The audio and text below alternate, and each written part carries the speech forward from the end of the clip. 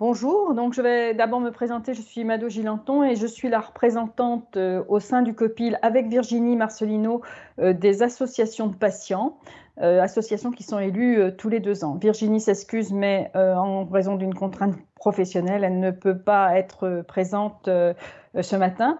Moi, je vais vous parler de la vie des patients, de la filière Neurosphinx et des associations en temps de Covid, parce qu'effectivement, cela n'a pas été non plus tout à fait simple pour ces deux entités.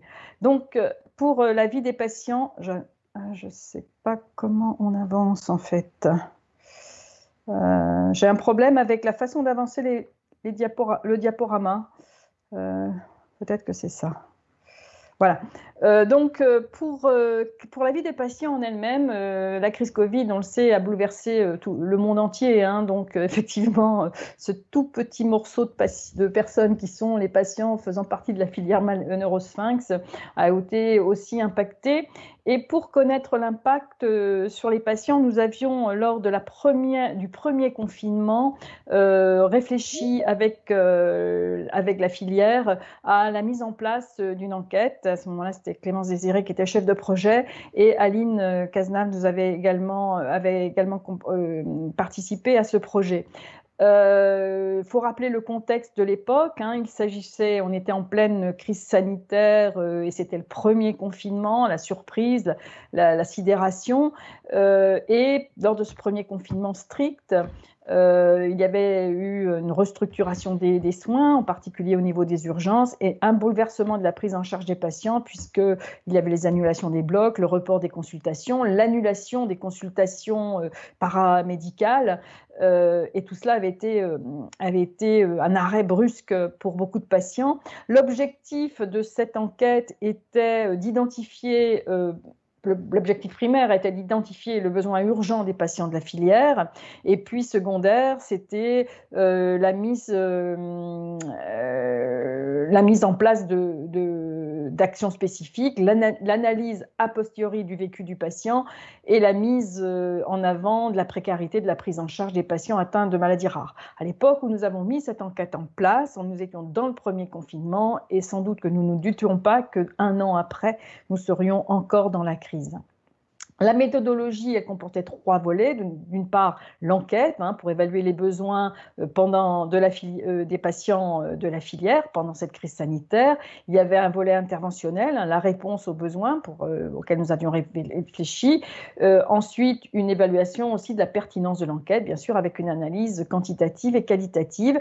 Et la population concernée par cette enquête était tout patient ou proche aidant de patient qui lui-même ne pouvait pas répondre, atteint d'une pathologie de la filière.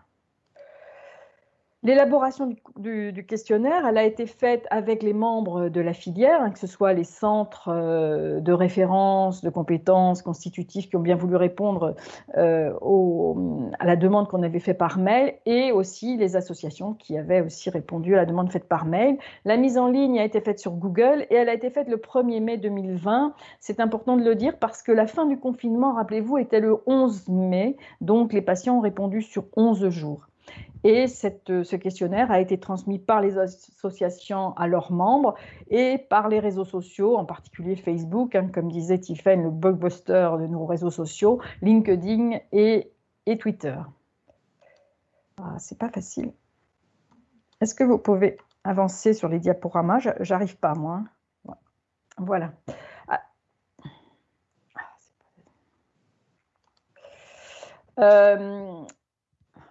Il y a un problème sur... Il y a un problème sur le diaporama. Si vous pouvez reprendre la main, s'il vous plaît. J'arrive pas à avancer sur le diaporama, c'est compliqué. Non, c'est pas ça, ça c'est quelqu'un d'autre.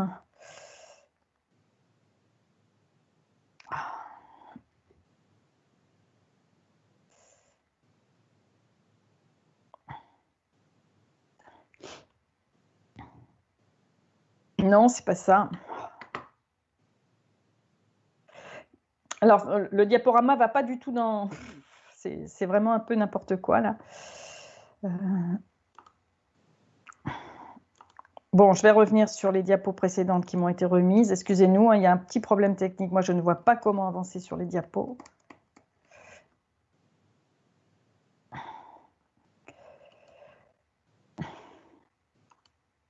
Je ne peux pas revenir en arrière, c'est compliqué là, hein. C'est vraiment pas facile de travailler.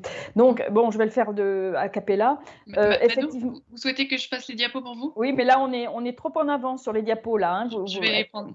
Oui, Euh, ça est-ce- y est. Je pense que là, non, ça avance pas. Oui, vous pouvez avancer. Voilà. Alors, les participants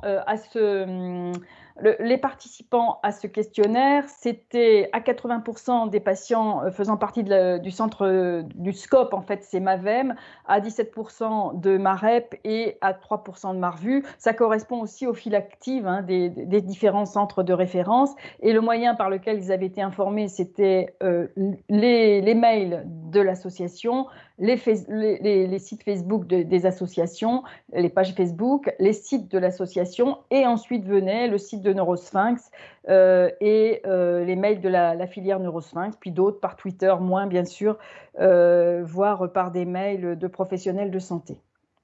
Vous pouvez passer.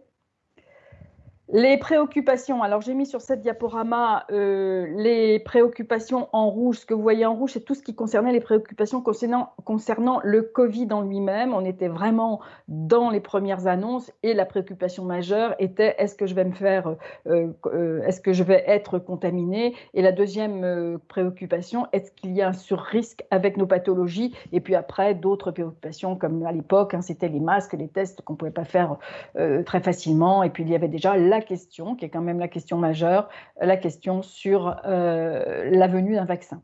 En vert, c'est tout ce qui concernait les soins, l'abandon des soins, l'annulation des consultations. Et puis en jaune, tout ce qui concernait les démarches, le ralentissement des démarches administratives, en particulier sur les invalidités et les demandes des MDPH. Et en bleu, ce qui concernait la vie quotidienne des patients. Vous pouvez passer. Alors, quel était le ressenti des patients durant cette période? Alors, ce ressenti nous est remonté bien sûr par le verbatim de l'enquête, hein, par ce que je viens de vous montrer, puis aussi le questionnaire de l'AFMA qui nous a remonté des verbatims. Alors, le ressenti primaire a été l'abandon. Il y a eu une annulation des soins. Alors, quand on parle de l'annulation des soins, c'est bien sûr les visites, les consultations, mais c'est aussi l'abandon de la kiné, des abandons de l'hypnose, de l'abandon des psychologues, tout l'abandon des prises en charge dans les centres de rééducation fonctionnelle, de la balnéothérapie, donc tout ce qui concernait les soins en général et bien sûr le report des chirurgies des patients. Les patients là se sont sentis de maladies rares, se sont sentis vraiment complètement en attente, sidérés, c'est ce qui est remonté. Ensuite, bien sûr, il y avait l'inquiétude par rapport au Covid, par rapport au sur-risque des pathologies, par rapport à la pénurie de matériel ou des médicaments, et puis l'inquiétude toujours par rapport à la rupture des soins associée à l'abandon. Il y a eu une inquiétude et associée à tout cela, il y a eu l'angoisse. L'angoisse par les peurs de régression, par rapport au handicap, les douleurs, les infections pour les personnes qui sont en autosondage en particulier, par abandon de soins. Il ne faut pas oublier que c'était une époque où il n'y avait plus rien. On n'était pas dans ce qu'on appelle maintenant des mesures complémentaires de protection. Et on était vraiment dans un confinement important.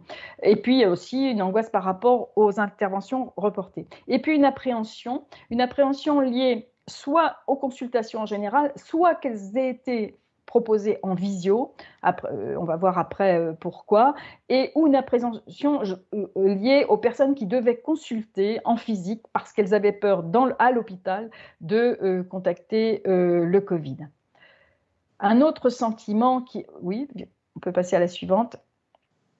Un autre sentiment qui est émergé, c'est la colère. La colère parce que, et là on est sur un verbatim de l'enquête, mais aussi de la réponse de l'association de l'ASPAC, que je remercie. Les colères par rapport à un phénomène, c'est que les bars, les restaurants étant fermés, on s'est aperçu qu'il n'y avait pas de toilettes en France. Et bien sûr, les toilettes publiques aussi ont été fermées, donc il y a eu une difficulté d'accès aux toilettes. Et pour des patients qui ont des problèmes sphinctériens, c'est une difficulté supplémentaire. On a vu aussi ce problème-là à la reprise des écoles parce qu'il y a eu des mesures sanitaires dans les écoles. Et là où les enfants ont des PAI pour des autosondages à l'école où ils ont un toilette qui leur est réservé, eh bien, ça a été annulé. Donc, il a fallu que les parents retournent à l'école, réexpliquer qu'il fallait un toilette à part et tout ça. Donc, ça a été effectivement une colère par rapport à ça, parce que les patients souffrant de troubles sphinctériens ont été très embêtés. D'ailleurs, nous avons relayé à partir là du deuxième trimestre la pétition de l'association de la FAC, qui est l'association qui regroupe en particulier les patients souffrant de maladie de Crohn, une pétition qui s'appelle Urgence Toilettes, parce qu'effectivement, en France, nous n'avons pas assez de toilettes dans les lieux publics, ce qui fait qu'il y a des files d'attente, en quelque sorte, qui sont très importantes et qui sont très invalidantes pour les patients qui souffrent de troubles sphinctériens. Et nous a signalé que la carte urgence dans ce cadre-là a été très utile, puisqu'elle a permis d'être un coupe-fil, en fait, dans certaines situations. À noter, et ça c'est l'APEX qui nous le souligne, on peut avoir un point positif, c'est qu'il n'y a pas eu de rupture de livraison de matériel par les prestataires. On peut passer à la suivante. Alors, dans les alternatives de prise en charge, est-ce que vous avez une alternative de prise en charge? La réponse a été non à 75%. Il ne faut pas oublier que dans ces prises en charge, il y a toutes les prises en charge qui ne peuvent pas être faites à distance. La balnéothérapie ne se fait pas devant un écran, la kinésithérapie rarement aussi, et donc ça comprend tous ces soins-là. Après, il y a un certain nombre de patients, et là le total est un peu faussé parce que c'est le total des patients qui ont pu faire par mail, par visioconférence ou par téléphone, mais bien souvent, ils ont utilisé les trois. Donc, le total, là, est un peu saucé. Et par rapport à cette prise en charge à distance, en quelque sorte, on a posé la question, et vous pouvez passer à la suivante, voilà. Qu'est-ce que vous avez pensé en fait de la consultation par visio? Souhaiteriez-vous bénéficier d'un suivi en visioconférence? Alors, la réponse à 60% est de non. Après, oui, même après le confinement, il y a 40%. Et oui, durant le confinement uniquement, il y avait 30%. Mais un certain nombre de patients, y compris durant le confinement, ne voulaient pas de suivi par visioconférence. Pourquoi? Pourquoi? Eh bien, 80% préfèrent la consultation physique, ce qui est quand même une bonne nouvelle pour nos soignants, en quelque sorte, puisque préfèrent vous avoir devant que de vous avoir en écran. Mais il faut noter quand même qu'il y a 6% de difficultés par rapport à l'outil Internet. Il y a vraiment des personnes qui ont des difficultés à se connecter ou à utiliser une visio. Et puis, il y a 9% de personnes qui manifestent une appréhension. Il n'est jamais facile d'apprendre chez soi à distance, par mail, par téléphone ou par visio, que vous souffrez de quelque chose, d'une maladie rare. C'est pas simple si on est tout seul chez soi. Effectivement, c'est là qu'on voit que la présence humaine, quand même, a une certaine valeur. On peut passer à la suivante. Les réponses apportées par rapport à tout ce qui a été manifesté, d'abord il y a eu des réponses apportées au niveau individuel avec la mise en place de rendez-vous d'écoute, d'aide spécifique selon les besoins exprimés par des téléconsultations médicales, par des psychologues. Il ne faut pas oublier non plus toutes les lignes d'écoute des associations qui bien que bénévoles, en assument un grand nombre à l'année. Et puis, il y a eu des réponses apportées aussi au niveau du collectif, et tout à l'heure, Tiffaine en a parlé d'autres, et il y a eu 3 Facebook Live qui ont été mis en place. Le premier a été animé par Célia Crétol, qui est la coordinatrice donc, de la filière, et c'était pour évoquer les risques potentiels liés à nos pathologies, les risques potentiels de surrisque en fait avec le Covid liés à nos pathologies. Ensuite, Julia Disnan, qui est la psychologue, est intervenue, elle, sur les angoisses liées au déconfinement. Il ne faut pas oublier qu'à ce moment-là, il y en avait beaucoup. Et moi-même, je suis intervenue en juillet, sur les actualités sur la réouverture des consultations après le confinement. Certains patients hésitaient à reprendre leur rendez-vous, ne voulaient pas aller à l'hôpital. Et effectivement, on avait refait le point avec Tiffaine à ce moment-là sur tous les centres qui pouvaient être, quelle était la reprise les modes de reprise de rendez-vous. On peut passer à la suivante. Voilà donc pour ce qui a été de la vie sur ce temps des patients. On fait une enquête aujourd'hui, elle serait un petit peu différente parce qu'on n'est pas tout à fait dans les mêmes prises, dans les mêmes mesures. Mais en tout cas, ça a mis en exergue encore plus certains problèmes liés aux patients de notre filière. Maintenant, il y a aussi eu durant ce temps l'avis des associations. On a parlé beaucoup des conséquences sur les entreprises, sur les différents parties économiques de notre société, sur les professionnels de santé, mais quelles ont été les conséquences pour les associations? Donc certaines associations ont bien voulu répondre au questionnaire que je leur ai transféré. Je ne peux bien sûr ne relayer que les réponses de ces associations-là. Je vous remercie pour la suivante. Alors, dans le premier confinement, on a appelé ça avec Virginie le temps suspendu, parce qu'on s'est aperçu que pendant ce premier confinement, les associations ont eu comme un blanc, en quelque sorte. Non pas les associations, mais aussi les adhérents des associations. Il y a eu un temps de sidération totale, hein. Le Covid a été l'unique préoccupation. La vie les vies personnelles et professionnelles des bénévoles ont été bouleversées. Les bénévoles sont souvent des salariés, ils travaillaient en télétravail, ils avaient leurs enfants à la maison et ils devaient assurer aussi l'école, donc ça n'a pas été aussi simple que ça. Il y a aussi eu des bénévoles malades. Nous avons dû malheureusement, pour certains d'entre nous, avoir eu affaire à des annonces de décès de Covid dans les associations. On s'est aperçu quand même que dans ce temps-là, il y a eu une chute énorme des demandes d'informations sur les pathologies, sur les conséquences des pathologies, sur les prises en charge, tout ce qu'on a d'habitude. Et puis, on a eu aussi des annulations d'événements, les rencontres, les colloques, les manifestations caritatives qui ne sont pas sans conséquences sur la gestion des associations. Pour vous illustrer la chute d'intérêt et la sidération des patients, je vous ai repris la fréquentation d'un site internet. Bon, je m'en excuse, mais c'est les statistiques que j'ai sur le site internet d'APZ qui a continué quand même à communiquer durant cette période, et en particulier sur le sur-risque qui n'existait pas. Et on voit nettement, vous voyez, en jaune, il s'agit de l'année 2019, en bleu, l'année 2020, et on voit nettement une cassure énorme au 15 mars.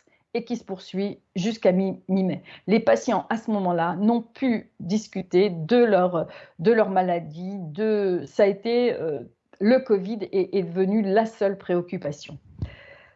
Sur les réseaux sociaux, il y a eu un phénomène aussi, et sur les groupes privés des réseaux sociaux, il y a eu un phénomène assez bizarre.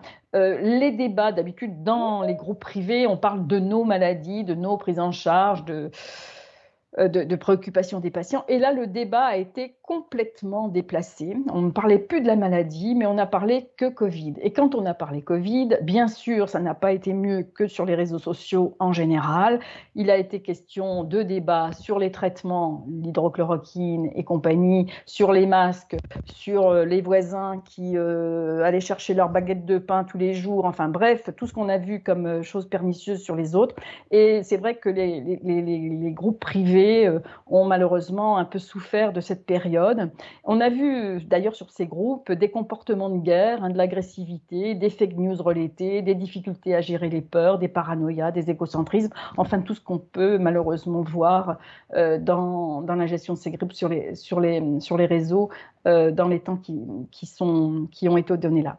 Merci. La suivante. Alors moi, là, nous, on a décidé de parler des difficultés à ce moment-là, parce que les difficultés par rapport à cette crise sanitaire se sont surtout présentées au premier confinement. Je parle des difficultés pour les associations. D'abord, des projets difficiles à mener. Alors, Sophie de l'ASPAC avait juste mis sa collecte en place très peu de temps avant le début du confinement, et malgré le fait qu'elle a atteint l'objectif, ça a été quand même très très laborieux, toujours pour les mêmes raisons. Les gens étaient sidérés sur le Covid, hein. Dans le même temps aussi, c'est vrai que les professionnels de santé ont été occupés, et plus qu'occupés, dans les hôpitaux à gérer tout ce dont on a parlé, et certains d'entre eux ont été eux-mêmes atteints ou leurs proches du Covid. Et donc, c'est vrai que les relectures d'articles dont les associations vivent dans leurs publications et tout ça ont été un petit peu plus lentes. Mais on comprend aisément. Il y a eu aussi des reports de projets. Et pour certains, les projets n'ont pas encore repris parce que les patients sont toujours, répondent beaucoup, beaucoup moins aux enquêtes. Il faut dire qu'il y en a pléthore et qu'on voit moins de mobilisation sur les enquêtes. On a vu vraiment une chute des adhésions et des dons. L'un va pas sans l'autre à cette période-là. Plus d'activité non plus de ce côté-là. Et puis, comme on a été obligé d'annuler les rencontres patients, les événements caritatifs, les colloques. Et ça a toujours une conséquence aussi financière. On va passer à la suivante. Alors le deuxième confinement, le deuxième confinement, je dirais même à partir du mois d'août, il y a eu une adaptation des activités. On a commencé à savoir faire avec. Il y a eu comme une résignation, une habituation. Les patients parlaient beaucoup moins au deuxième confinement, même sur les groupes privés, tout ça, du Covid. Au niveau des associations, on a vu une reprise des écoutes sur les pathologies. Il faut dire que les IRM ou les diagnostics avaient repris. Il y a eu pour les associations qui ont sollicité leurs adhérents une bonne réponse aux sollicitations. Et puis, on a eu enfin la maîtrise de la visioconférence, ce qui a fait quand même qu'il y en a eu pour les associations énormément de proposés, que ce soit effectivement par la filière où on a bien géré de ce côté-là, ou les centres de référence, mais nous, associations, nous sommes sollicités par les collectifs, nous sommes sollicités par France Asso Santé, nous sommes sollicités par l'HAS, par la NSM. Donc effectivement, il y avait de quoi passer largement en pyjama toute sa journée devant son écran à répondre et à faire du chat. Voilà. Sur les réseaux sociaux, à partir de la deuxième partie, on voit aussi une reprise des activités normales sur les pathologies. Le Covid est devenu hors sujet, sauf là, en ce moment, sur la vaccination. Est-on prioritaire, n'est-on pas prioritaire? C'est un grand débat. Effectivement, et dans ce cadre-là, on ressent l'agressivité revenir, parce que, effectivement, les gens qui veulent se faire vacciner veulent tous être prioritaires.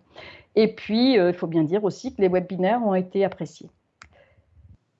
On va passer à la suivante. Les opportunités, moi je crois que c'est un terme chinois qui dit que c'est le même mot en Chine pour dire danger et opportunité.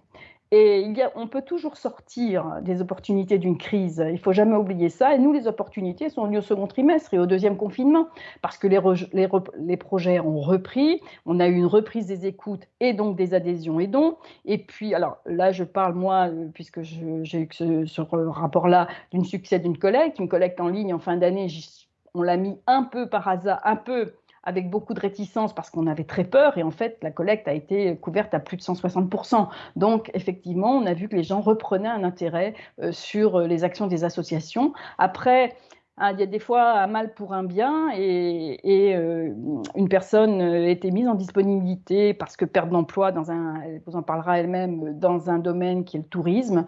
Et cette disponibilité lui a permis de créer une nouvelle association sur une pathologie qui n'était pas encore couverte par une association au sein de la filière Neurosphinx.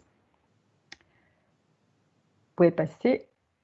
Voilà, donc effectivement, je vais passer je vais d'abord parler des actions des associations absentes. Un certain nombre d'associations ne pouvaient pas aujourd'hui être présentes pour présenter leurs actions, donc certaines nous ont transféré ce dont elles voulaient qu'on parle. Donc, vous pouvez passer à la visio suivante. Oui, alors dans les actions des associations, on a eu le Sourire pour Hirschsprung qui a fait un don de masques et de visières à la filière Neurosphinx en particulier, alors qu'on était à ce moment-là dans un manque. Et puis, c'est l'association du Spina Bifida belge qui nous a répondu qu'elle avait une activité très ralentie, en particulier en raison de la santé du président André Baguette, mais qu'en visio, avec donc l'ONE, qui est l'Office des naissances et de l'enfance en Belgique, ils ont participé à la création d'un flyer et d'une affiche sur la site Folique, qui a été distribuée en Belgique par le réseau des pharmacies, par l'association elle-même et par l'Office des naissances et de l'enfance. Les actions autres, si vous pouvez passer, les actions des collectifs. Alors, il y a un collectif qui fait partie de l'Alliance, qui fait partie de Neurosphinx, c'est Sodland. Sodland a continué à travailler donc, avec un voisin à distance et ils ont réfléchi à des projets majeurs, dont la création d'une commission maladie rare et justice, qui est surtout là une commission dont le but va être d'aider les patients qui sont inculpés de maltraitance alors même que leurs enfants ont des symptômes liés à une pathologie rare, comme l'hémophilie typiquement ou comme la maladie des os de verre, hein, mais d'autres pathologies aussi. Et puis, continue sur l'organisation des journées Sodland qui ont lieu en juin. Et aujourd'hui, il y a la création d'une chaîne YouTube et vous pouvez aller voir les actualités sur le site qui est sodland.org. Un autre collectif qui est l'Alliance Maladie Rare, dont d'entre nous font partie. Donc, l'Alliance Maladie Rare organise le congrès rare en juin. Ils ont continué les formations en visioconférence depuis mars, hein, les formations, les forums. Et puis, il y a eu le maintien des universités d'automne qui durent 3 jours et auxquels nombre de nous soit ont assisté, soit ont été animateurs de certains ateliers.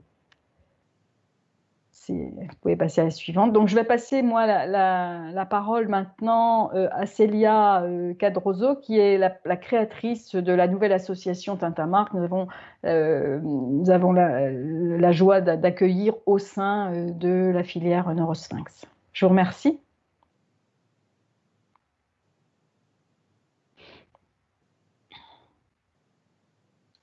Bonjour. J'espère que tout le monde m'entend bien. Voilà, donc je me présente. Je suis Célia Cardozo et effectivement, j'ai créé l'association Tintamarre avec 2 autres parents courant décembre 2020. Donc l'association a été créée le 8 décembre et effectivement, à toute chose, malheur est bon puisque je suis actuellement au chômage partiel. Une entreprise qui travaille dans le voyage.